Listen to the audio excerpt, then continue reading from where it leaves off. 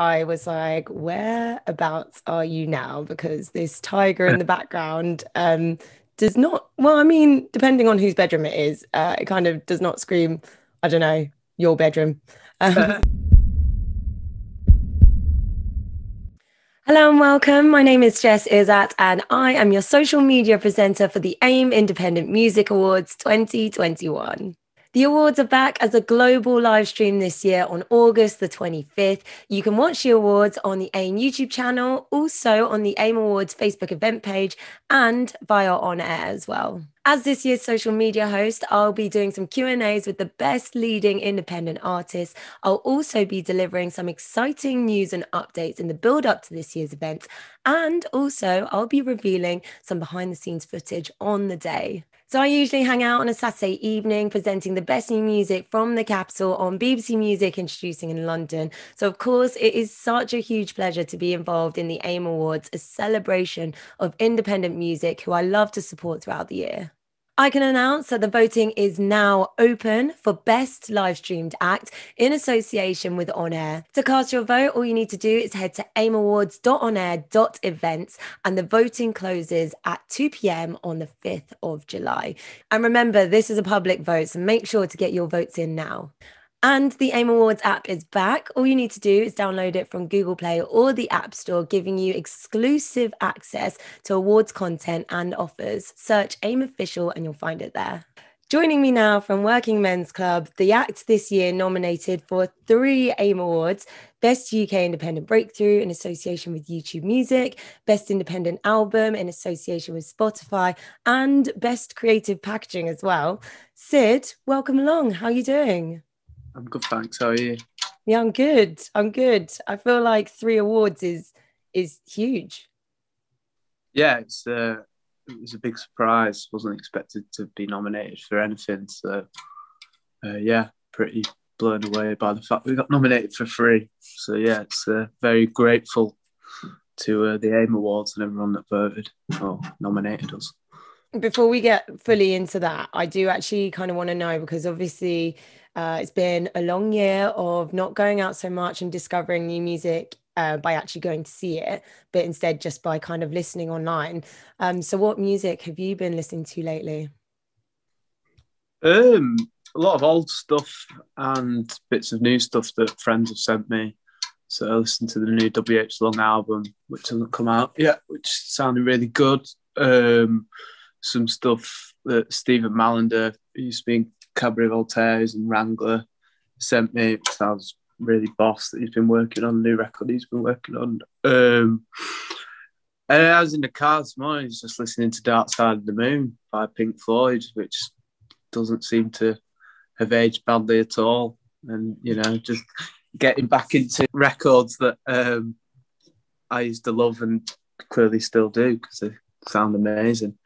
So yeah, just loads of stuff really. You know, I think people have had so much time on their hands that they've just had to delve back into the vast, abyss of Spotify and streaming services and YouTube and all that. So, and there's a hell of a lot of shit out there as well. But I've been enjoying listening to lots of good new music, thankfully. So people have been putting time to good use, I'd hope. And I've seen, yeah. And before we hit record, I was like, whereabouts are you now? Because this tiger in the background does not, well, I mean, depending on whose bedroom it is, it kind of does not scream, I don't know, your bedroom. Whereabouts are you now? Yeah, I'm in the studio now. We're kind of like halfway through the second album. So yeah, just come back to Sheffield today to start a new song. So yeah, it's just me and Ross, producer, working on this record, which has been nice. It's been quiet, but it's been good. We're about 6 tracks in to a new album. Oh my God, no rest for the wicked. No, there's been nothing else to do. This is true. This is very true. So obviously, well, I want to talk to you about your debut record, which dropped end of last year. Self-Titled had a really wicked reception, and of course, like putting it out there in kind of peak lockdown 2.0, I guess. Was it pushed back at all? Were there any changes to it? Like, what happened with the debut?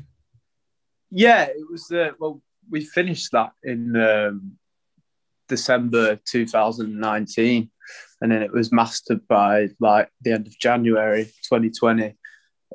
So it did get pushed back by I think about 6 months. And yeah, it was a bit annoying because obviously we wanted to tour the record, and then that was out the window. But we also just really wanted to get it out because it felt like we've been sitting on it for so long. And you know, there's a few old tunes, but there's a lot of new tunes which we haven't been able to play live, and people haven't, you know, been able to witness in the flesh. So it was a bit frustrating, but I think quickly came to the realization that everyone's in the same boat, and you know, you kind of just got to put your ego aside, and you know, a lot of people haven't even heard of the band before we put that record out, so it was just nice to have it out there, and the reception has been amazing, and you know, being nominated for this award, it's weird because it feels like going back in time, getting that nomination, because it's so far into another album now to go back and realize that that's all people have for the most part heard. You know what I mean? But yeah, it was interesting putting it out through lockdown because you know, you just rely on the internet and social media. There's no social contact, but it was good. I think everyone involved did a good job of getting it out. Yeah. I think you're right in saying, I guess, putting your ego aside or kind of putting yourself aside a little bit, because you're the one missing out on, I guess, the physical interaction of being able to play it out. But really, the audience is still there. We're all still at home, just listening, I guess, in a slightly different way. So, and you know what? Yeah, it's definitely. all the more exciting when you get to play all the new tunes. Yeah, and I think you know, it's as important as culture and art is. A lot of people have died because of this pandemic, so it's a much more serious thing, and there's a lot of bigger issues in society, and you know how it's been handled. So I'm not going to make too big a political statement of it, but I think people, you know, realise that life is more important and it's for living. And I think after this pandemic, if it ends, whenever it ends, people will realise that just to enjoy things a bit more, and you know, enjoy their day-to-day lives a bit more and their social lives, because yeah, you realise how short life is and how important it is a lot of the time. Well, now, as opposed to just rushing through it before. Do you know what I mean? Just working and working and working. It's just so nice to like be able to go to the pub and have a pint with a mate. You know what I mean? You miss it so much during that time of isolation, and realise how much you take for granted. So being able to put a record out felt very privileged, really, during crisis. Yeah, for sure. So I last saw you guys performing a really long time ago. I can't even, it must have been in like a couple of years ago now. Yeah. And I feel like your whole sound has become sort of less band, or shifted from band with electronic elements to kind of now electronic with kind of some band elements. Can you talk to us about, I guess, the evolution of Working Men's Club? Yeah, well, I guess it started off as 3 people. It was me, Jake, and Julia, and we all met at college, and that was very much a traditional band sort of thing. And then as kind of we grew apart and a few creative differences, they left, and it became sort of more.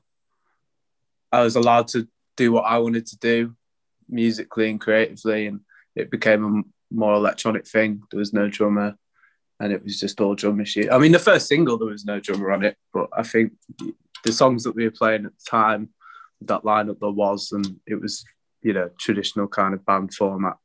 But I kind of felt like it was easier to do more things without sort of the obstacles of acoustic instruments, and I could do more with a synthesizer on my own in my bedroom and a drum machine, and loop stuff up and leave that running while playing on top with a guitar or a bass. And it just for my songwriting purposes, it opened up new doors for me. And I think now going into the second album, because I've had time to work out how to use synthesizers and drum machines more, it's just evolved into being heavily reliant on electronic equipment. And, you know, just learning off peers like Ross, who's our producer, and listening to lots of music by like Stephen Malander from Cabs, and just seeing what they're doing now and how they've managed to stay contemporary, even though they're kind of the like legends now. Do you know what I mean? Because they've had such a long career in the music industry. And for the most part, it's because they're sonically, it still sounds contemporary, because I think as musical instruments have, you know, continued to evolve, for the most part, all that guitars do is they're just like, it's just the same guitar that people have been making for 50 odd years. Do you know what I mean? Obviously, you've got pedals which do wackier things, but just going into the more digital side of stuff and more analog side of stuff, and I just felt like I could do anything with a synthesizer, because it just opened up new doors for me creatively, and you can just mold any sound. So yeah, I just felt like I could be more expressive with electronic instruments and make it sound different to the status quo, I think, of a lot of pop music. And I think pop music's going that way as well. You know, people are just using computers and samplers and synthesizers now in a lot of mainstream pop music. And I think that's quite cool, because, you know, 30 years ago, it was only bands like the Human League and all those 80s bands doing it. It's quite a new thing, Kraftwerk. So it's crazy that that's now like commercial pop music in a lot of ways. Yeah. It does feel more free. That's why I feel like it's still intrinsically working men's club. You can tune in, you can hear it, and you know what band or act. I guess you're kind of not really a band anymore. It's kind of more of an act. Yeah. But it just feels more free, and it feels like, even though if I listen to, so for example, with the new single, you've got X, which kind of feels more bandy, and then Y, which feels more electronic, but they still feel cohesive.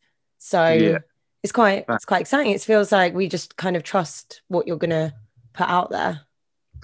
Yeah, I kind of wanted to put that single out to twist people's heads a bit, but I think when Y came out, it's like, that's a nod really to where the second album's going to go.